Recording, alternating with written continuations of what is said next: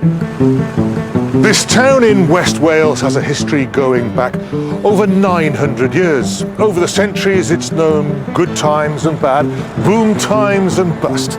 Nowadays, it's a thriving marketplace, proving that you can't keep a good town down.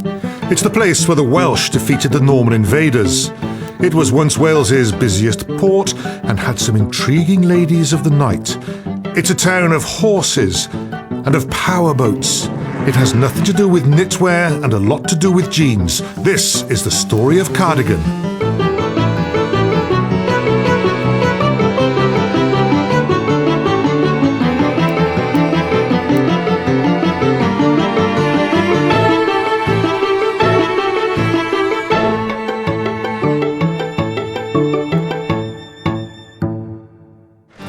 Today, Cardigan has a population of about 4,000 and is the hub of this part of rural Cardigan. In Welsh, it's called Aberteifi, and the River Teifi runs peacefully alongside the town, giving it much of its character. In the centre of town is this Cardigan Castle, closed to the public now and propped up by these rather ugly girders. It doesn't look much, but wind back 9 centuries, and this was a very important place. Cardigan was at the sharp end of the Norman invasion of Wales. As a crossing place for the Teifi, it was a prized location, fought over for decades and often changing hands. There were an awful lot of battles here because it was the front line, the frontier town basically, because you had the Welsh very strong to the north in Cardigan, the Normans very strong in Pembrokeshire to the south, and whoever controlled Cardigan controlled the frontier. Finally, it was Welsh warrior Rhys ap Griffith who sent the Normans packing. In 1165, he captured their wooden castle, burnt it to the ground, and set about building his own. What makes this castle a bit special is this: stone.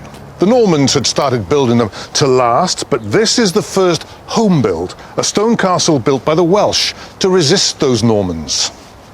To mark his victory, in the winter of 1176, Rhys held a festival. He invited poets and musicians from all over Britain to Cardigan Castle to compete. It's the first ever Eisteddfod, and it all started here in Cardigan. It was announced a year beforehand, like the modern Eisteddfod. You had 2 principal competitions, one in music, one in poetry, and the most significant thing, I think, was the setting up of chairs for the victors, because unlike nowadays when we take chairs for granted, the chair was a great symbol of power. Only the prince or the bishop had a chair, so to give a bard a chair, you know, this was a great honour. And in a moment of 12th century political correctness, the chair for the Poetry Prize went to North Wales, the winner for music came from the south. Shrewd politician, that Lord Rhys. And here it is, the first Eisteddfod. This interpretation was painted by Cardigan's most famous artist, Aneurin Jones, and his son Marian. They painted it as part of the celebrations to mark the town's 900th anniversary. There's the bard being chaired with the Lord Rhys looking on. Aneurin Jones used the faces of townspeople today to portray their forebears. The story of Lord Rhys and Cardigan Castle has a rather sad ending. After his death, his 2 sons fell out over their inheritance, and the castle, well, it was sold to the Normans for a pittance. Kids, eh? You give them everything, and what do? They give it away. After the castle, the other medieval building in Cardigan is the Church of St. Mary's, which dates from the 13th century. It lies near where the Normans built a priory, but the location of the church has a more intriguing origin, and that comes from the story of a miracle. It is said that a statue of Mary, with her son on her lap and a candle burning in her right hand, was found on the banks of the Teifi. The people decided to bring it to the parish church, and 3 or 4 times they brought it there, but each time they found it, miraculously of course, back where they originally saw it. So they gave up and decided to build a church on that spot. And that's why St. Mary's exists now. The candle on the statue was said never to have gone out, and so Cardigan became a key site for pilgrimage in Wales. Sadly, the statue itself was destroyed during the Reformation, but like the miracle, it refused to go away. A new statue was made, and in 1986, in front of 4,500 people, it was inaugurated as the National Catholic Shrine for Wales. With the loss of its original shrine and with the castle no longer so important, Cardigan became a bit of a backwater. Here it is in 1610. This was made by the famous map maker John Speed, and you can see here the high street and the castle, still recognisable. But what's striking is just how small the town was. Over the next 200 years, though, Cardigan was to change dramatically, not because of what's here, but because of what's at the bottom of the map, the river. The Tavy has always been Cardigan's lifeblood, a tidal river rich in fish and salmon. The Benedictine monks who arrived with the Normans had introduced a French form of salmon netting called seine fishing. It continued right up until the 1970s. In the 18th century, Cardigan started to grow as a major port. Ships from the town took goods like herring, slate, lead and wool around the British coast across to Ireland and France. And there was human cargo as well. For Welsh people emigrating to North America, Cardigan was their last sight of home. By the early 19th century, Cardigan was the largest Welsh port, far bigger than Cardiff, Newport or Swansea. The growth of Cardigan as a port led to its emergence as a major shipbuilding centre. This is the Netpool area, where once they made the wooden ships, the ocean-going sloops. It's all changed now. It's a car park, but once this would have been alive with the sounds of industry. There were once 7 shipyards along the Tavy, but now there's only one small boatyard which carries on the tradition. Swallow boats build award-winning yachts, but Cardigan's most popular craft of the 19th century was a single-masted vessel called a sloop. And sloops were the sort of white vans of their time. They took stuff from A to B to C. And each town, like Cardigan, would have had a boat building area, which was the Netpool in Cardigan, as well as the typical warehouses and things where the merchants kept their stuff as they came in. If there were 4 ships built in one year, you can guarantee there's another 4 built-in build at the same time. So, and they're quite substantial chunks, and they must have taken up a lot of room on the foreshore. The shipbuilders didn't use plans, so how did they design their boats? This is a half model, okay? A typical sort of half model that a builder would carve before he built. And he'd probably take it to his customer and say, what do you think of this, you know?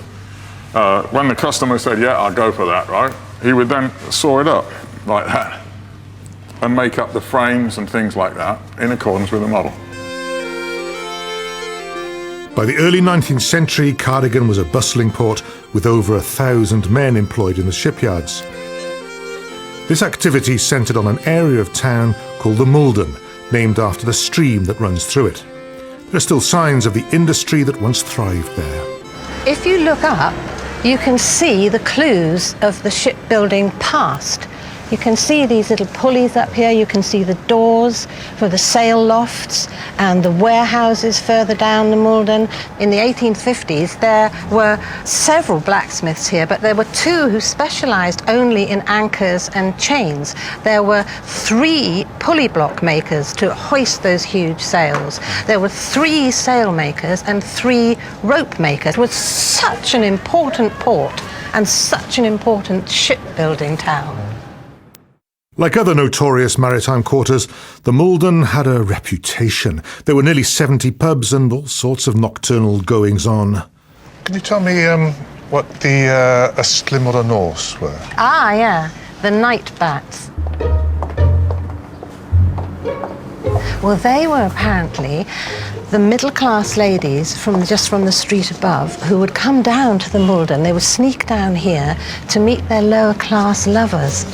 And I imagine that they wore long cloaks with big hoods to try to conceal their identities. But as they were scurrying around these alleyways for their assignations, their cloaks would billow, and presumably they'd look like bats. What these ladies' husbands thought, nobody knows. But perhaps they were preoccupied with their business dealings. With Cardigan's port booming, the town itself grew as a commercial centre.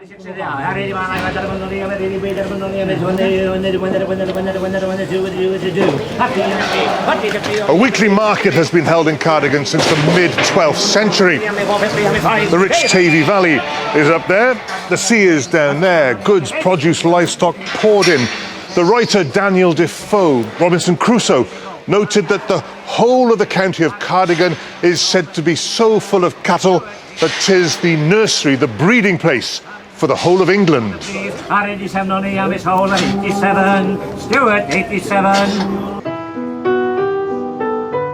The clearest sign of Cardigan's wealth and status in the mid-19th century was the opening of the town's Guildhall in 1857. For its day, this was cutting-edge architecture, built in the latest Gothic style. It's still a striking building today. It became the focus for all the town's civic events, and for 150 years has been the site of Cardigan's indoor market. But there was much more to it than that. Mervyn Pearce has been a stallholder here for 35 years and knows all about its history. It was a very important building because it wasn't just a marketplace or a town hall or anything. It was the whole lot in one. It was a whole complex of various aspects. You had a grammar school, you had the Divinity Library, you had a Mechanics Institute, you had this hall. It was a very unusual building to be put up in Britain. I love the notion of the merchants shouting and selling and the mechanics banging away, and then in the Divinity Library they're going, shh. I could just imagine it.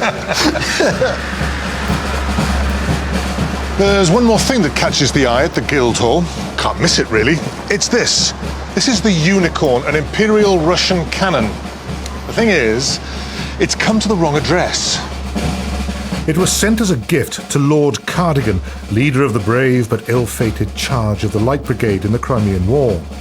The only thing was, though Lord Cardigan had the title of Cardigan, he didn't have any lands in the area to go with it.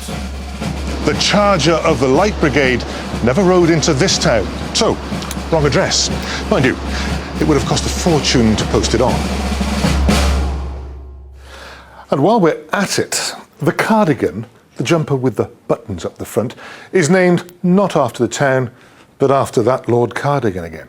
Mind you, this one is from the town, made by people from here to mark the 900th anniversary. It's the history of Cardigan in wool.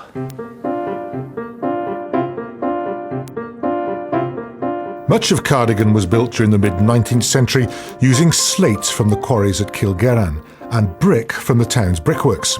It's still full of splendid buildings today, such as the Mount Zion Baptist Chapel of 1878. Grand though it is, it's actually an overspill chapel for the Bethania Chapel round the corner that couldn't fit in the crowds who wanted to attend. But one unremarkable building from Victorian Cardigan has hidden its previous use.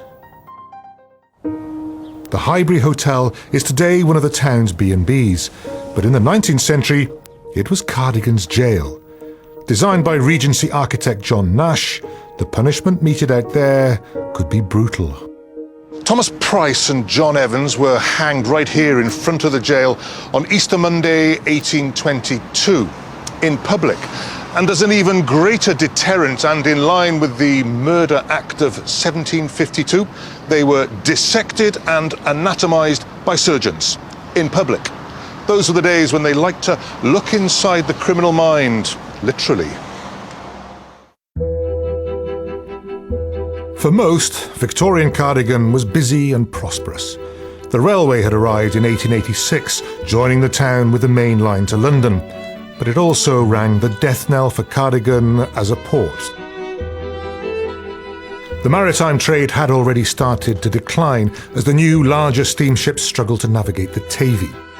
Crucially, the railway transported goods to market in London much more quickly than by boat, and Cardigan's port was consigned to history. The Malden, once the beating heart of the maritime quarter, bore the brunt of the decline. In the early 20th century, the poorly built houses turned into slums, with poverty and disease rife. One of the last people to remember the town at this time is 92-year-old Donald Davis, who grew up here in the 1920s. Cardigan looks very respectable. Oh yes. But just over the back, what was the Malden like? I mean, was it concentrated? As I said, desolate in many places. The industries that had been there, you see, all that had been left to go, you see, and it was now desolate. It's quite a sad place. Yes, then. and really, the children could not afford things, for example, and you see, they were the ones that used to have soup kitchens. There'd be a soup kitchen in school. The teacher would turn around and say, there'll be a soup kitchen tomorrow on Tuesday, and they'd be the children that were there.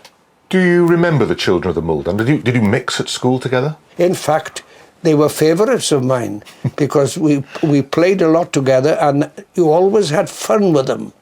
They could make something enjoyable out of nothing.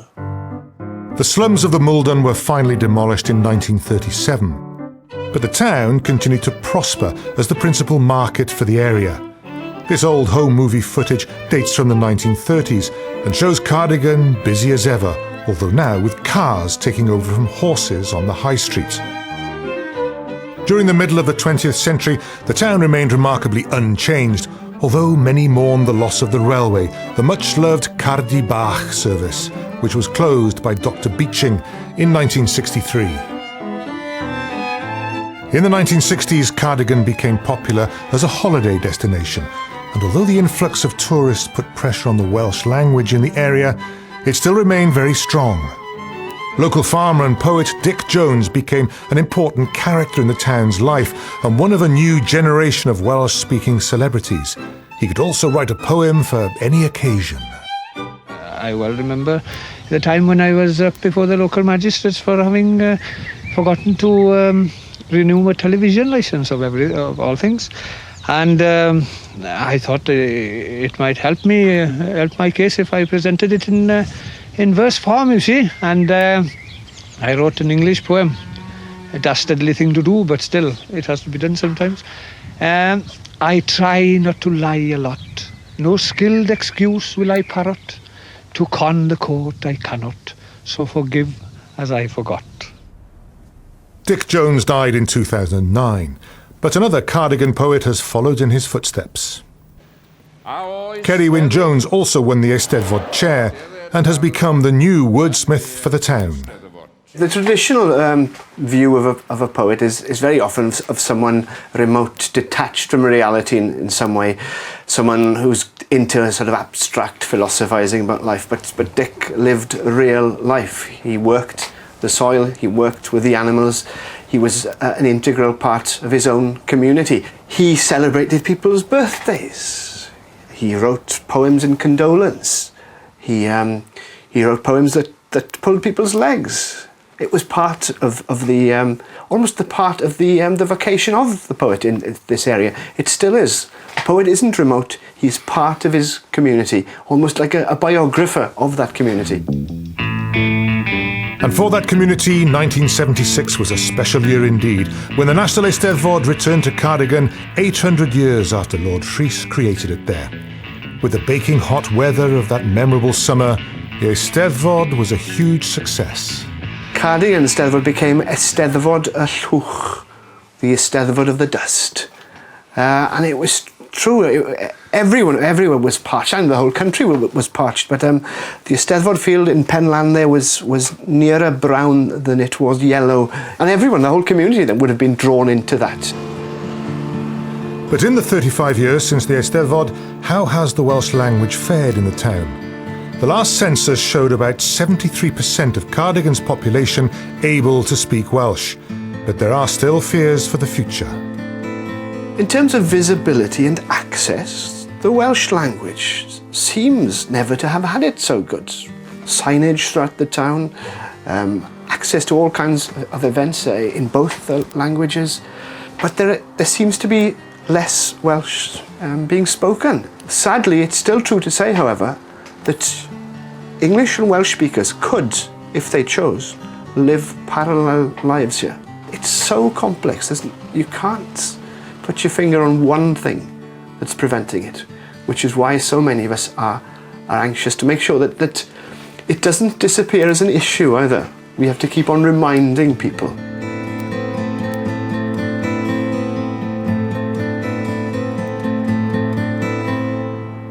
Even as the town changed, some traditions were upheld. This is the winter fair held every year on the 10th of November and going back centuries. Originally, this was the date and the place where you hired servants and maids. Not too many of them around nowadays. In the spring is another traditional fair, Barley Saturday, always held on the first Saturday after the last Friday in April. Got that? It's so called because that's when barley, the last crop, was sown. But it was also the day when stallions were paraded through the streets of the town to be selected by farmers to breed with mares. Revived in the 1960s, it's still going strong, and along with the winter fair is one of the highlights of the town's year.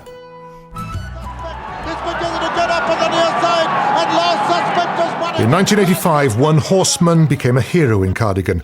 Local jockey Howell Davis won the Grand National that year, a 50-to-1 outsider on his horse Last Suspect. The bookies took a hammering and Howell returned home in triumph. Oh, nice shot. I'm terrific into it. I'm brilliant.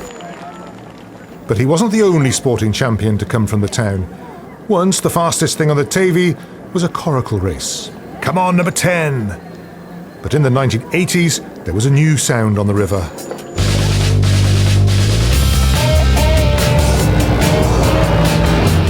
Jonathan Jones is a Cardigan lad with a need for speed. Working out of a local boatyard, he became British powerboat champion before taking the world title in 1986.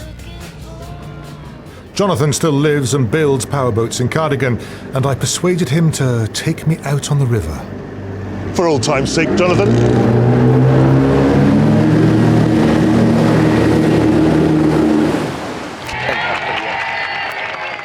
Here we are, the homecoming. Do you remember it?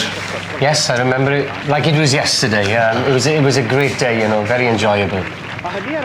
Stopping at the town hall for the presentation. Terrific crowd, nice, a lot of local people, a lot of fellow competitors, so it was a wonderful day.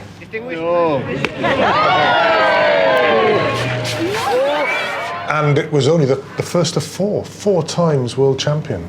Yes, yeah, I was, 86 was the first time, and then 89, 91 and 98. Yeah, so it's, powerboat racing's been good to me. I pull my blue jeans on, I pull my old blue jeans on. Jeans and Cardigan, what's the connection? Well, a strange but true fact is that between the 1970s and 1990s, millions of Britain's denim-clad teenagers wore jeans made in the town. At its height, the Dewhurst clothing factory was turning out 35,000 pairs of jeans a week. That's almost 2 million pairs a year. It was Cardigan's biggest employer and had a strong community spirit. We were like a family there. There was about 400 people working there. So it was one big happy family. But in 2002, disaster struck when the factory was closed, with 400 jobs going out of a population of just 4,000. When the factory closed, it affected, you know, a family where you'd have, you know, husband and wife working or mother and daughter. So it did, when it closed, it was quite a sad time. It was just a very dark cloud that came over, and it was very sad to see the day of it closing. But Cardigan's denim dream hasn't gone forever. A new company is starting up and employing former Dewhurst workers like Ellen Evans. It's in the genes, you know. The stories about the town that used to make jeans, and actually would love to make jeans again. It's a human interest story, especially for me because I live here. And I really love the town, and I believe with ideas and with craftsmanship, we can actually go and build a global company here. Albeit, it might be a small global company, but I kind of, there's a romantic notion where actually we can be great. And I'm sort of very proud to be Welsh, and I'm very proud of the town. But I love ideas. We can go and take on the best. It's lovely to think that we are going to be making jeans back here and get Cardigan back on the map of jeans making.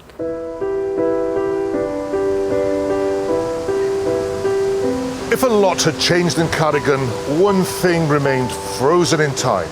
Cardigan Castle and this Georgian townhouse in its grounds were privately owned, and for decades all this was closed to the public. It became a huge controversy in the town as the buildings were increasingly overgrown and in danger of collapse. The owner thought her home was her castle. She was Cardigan's own Miss Havisham, Barbara Wood, an eccentric Englishwoman who battled for years with the local authorities. Cardigan Borough Council are trying to terrorise a woman owner whom they know owns the most valuable property in the town. That's the situation, and they've cooked up this plot. After years of holding out, she finally sold it to the County Council in 2003 and died in a nursing home in 2009. Inside the castle was a house lost in time, and for local archivist Sian Collins, entering solved a childhood mystery. When I was a child, I always wanted to get inside the castle because all you could see were the walls. I wasn't really aware of this house at all. I didn't know exactly where it was within the walls. I didn't know what it looked like. I just knew that an elderly lady lived there and it wasn't in a very good condition. Barbara Wood's family had bought the Georgian townhouse in the 1940s, but soon found it beyond their means and struggled to pay the bills. They did try their best to keep up appearances, though. It's this step ladder here, which impresses many people. We have Harrods written on it.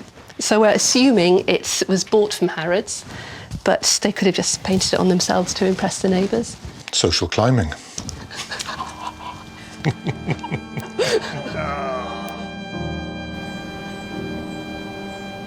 Since the death of Miss Wood, the castle and its grounds are finally going to be reopened to the public.